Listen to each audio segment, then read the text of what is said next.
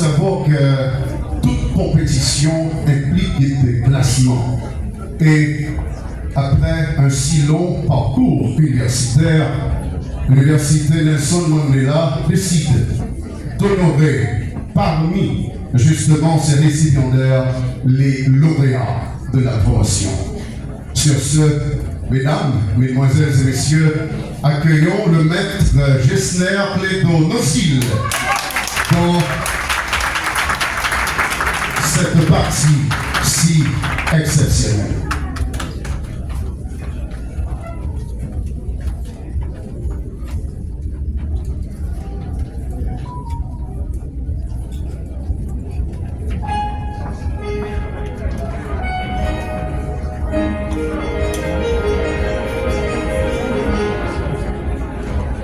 Mandela, Monsieur le doyen, distingués professeurs, membres de l'administration, chers parrains et marraines, distingués invités d'honneur, parents, amis, chers camarades de promotion, aujourd'hui, si j'ai cet immense privilège de prendre la parole devant vous en tant que premier lauréat de cette promotion baptisée Justice et Vérité, c'est avant tout grâce à une vérité simple. La réussite n'est jamais le fruit du hasard, mais celui de la consistance, de la discipline et de la motivation académique. Cette distinction n'est pas seulement la mienne, mais celle de toute une promotion engagée que j'ai toujours portée dans mon cœur. Une promotion qui me rappelle bien des moments précieux. Avant toute chose, nous voulons ce matin rendre grâce à Dieu, notre source, notre force et notre conseiller suprême. Si nous sommes arrivés à ce jour, c'est parce qu'il nous a accordé la lucidité pendant les nuits blanches, la persévérance pendant les moments de doute et la sagesse pendant les évaluations les plus redoutables. En tant que lauréat, je mesure davantage la valeur de ceux qui ont contribué à façonner notre rigueur intellectuelle. Au recteur de l'université Nelson Mandela, Maître Jean-René Sistanis, nous devons une vision, une exigence, un leadership qui élève. Au doyen, Maître Ronald Joseph, nous devons la méthodologie, la discipline et ce sens du détail. À vous, nos parents. Le fait pour nous est considéré comme des graines semées qui viennent tout juste de germer. Nous vous l'assurons avec force aujourd'hui, ces graines porteront des fruits. À tous ceux qui ont prié pour nous, porté nos inquiétudes, supporté nos absences et nos humeurs pendant les périodes d'examen, oui, c'était du tout pas facile. Nous vous en sommes vraiment reconnaissants. Je veux à présent m'adresser à vous, mes chers camarades de promotion, amis moyaux, entrailles moyaux, mes combattants de lutte. Permettez-moi de vous dire que nous formons une promotion unique, disciplinée, solidaire, ambitieuse et déterminée. 74% d'entre nous qui sont ici à cette cérémonie de graduation ont déjà soutenu leur mémoire. Ce n'est pas une simple statistique, c'est un exploit national. Prêtez pas maintenant pour Marie. Bravo, bravo.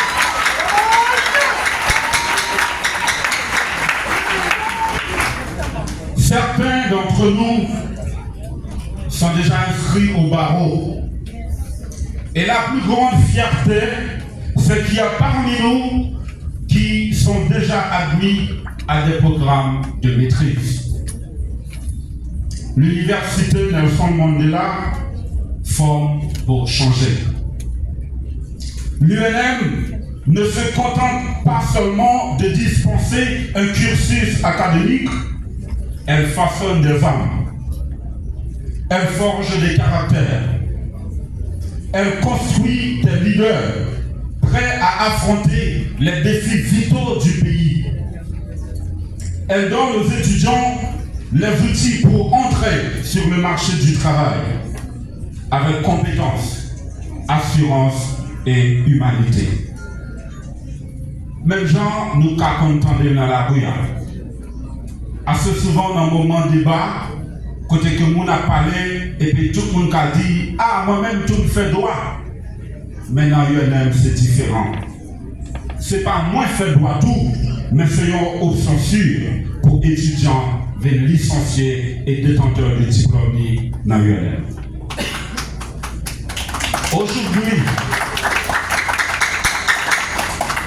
Aujourd'hui, nous en sommes la preuve vivante.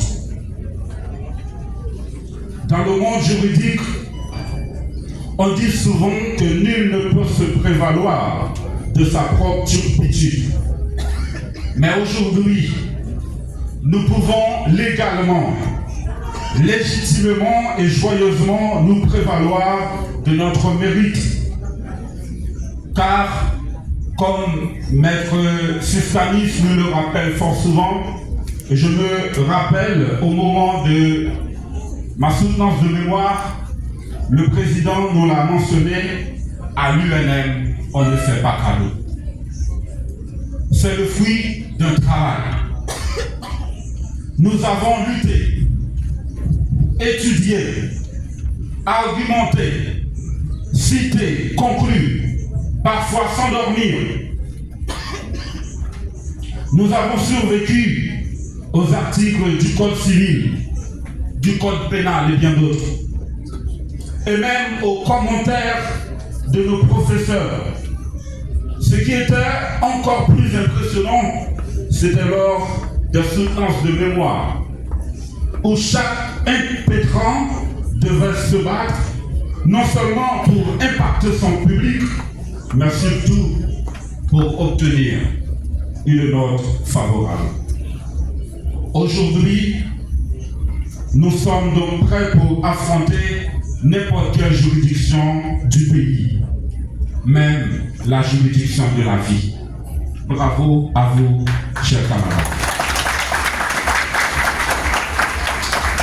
Nous sommes prêts pour contribuer au changement de notre pays, prêts à défendre les plus vulnérables, les opprimés et tous ceux qui feront appel à nous. Dans un monde où l'on célèbre trop souvent les performances instantanées, il devient urgent de rappeler une vérité fondamentale. La réussite durable n'est jamais le produit du hasard, mais le fruit de la constance. La société moderne dans laquelle nous évoluons glorifie fort souvent l'éclat du moment, les exploits soudains, les talents extraordinaires, quoique parfois infondés. Pourtant, l'histoire nous enseigne que ce ne sont pas les étincelles qui illuminent les plus longtemps, mais les flammes entretenues jour après jour. La constance dont je parle, c'est la capacité de rester fidèle à un objectif, même lorsque l'enthousiasme du début s'est dissipé. Et c'est précisément là que se distingue le véritable bâtisseur des destinées, dans ce courage silencieux, dans cette discipline quotidienne que personne ne voit, mais dont tout le monde admire les résultats, comme il est bien notre cas en ce jour. Un fait est certain, et tout individu réellement accompli nous le confirmera bientôt. Dans la vie, la motivation, quoiqu'elle est précieuse, ne suffit pas, en raison de son caractère instable. Elle monte, elle descend, elle se frite parfois. Elle est perçue comme un simple élan. Ce qui compte le plus, c'est la constance. Elle est une architecture qui façonne l'individu. Dans la philosophie stoïcienne, Constantia, pour parler de Constance, est l'une des vertus fondamentales. Elle désigne la stabilité intérieure, la fermeté morale, la cohérence du comportement et la capacité à rester invariable dans le bien, malgré les troubles extérieurs. Autrement dit, être constant, c'est ne pas se laisser déraciner par les émotions, car il y en aura toujours, les événements ou les jugements d'autrui. Selon Sénèque, un philosophe stoïcien, la constance symbolise une stabilité de l'âme. Le sage reste droit, même lorsque la vie le secoue. Il ne se laisse pas blesser moralement par les injustices ou les insultes. Si la motivation fait commencer, la constance fait terminer. Si la motivation inspire au début, la constance transforme. C'est pourquoi ceux qui réussissent de manière profonde et durable sont ceux qui comprennent que chaque petit geste compte. Chaque page lue, chaque effort consenti, chaque sacrifice accepté devient une pierre posée sur l'édifice du succès. Le secret n'est pas de faire beaucoup en un jour, mais un peu chaque jour. Je vais plus loin pour dire que la constance n'est pas seulement une stratégie de réussite personnelle. Elle est une force qui façonne les nations, construit les institutions et élève les communautés. Les sociétés qui progressent ne sont pas celles qui brillent par des exploits sporadiques, mais celles qui cultivent une culture de discipline collective, d'engagement continu, d'efforts partagés, comme je l'ai toujours fait à vos côtés, comme vous-même, vous l'avez vivement constaté. J'ai voulu que nous réussissions ensemble, à l'exemple d'un frère aîné, soucieux de la réussite de ses frères et sœurs. La constance est un langage universel. Elle parle à la raison autant qu'à l'âme. Elle nous rappelle que chacun possède en lui la possibilité de s'élever. Non pas par miracle, mais par fidélité à un rêve.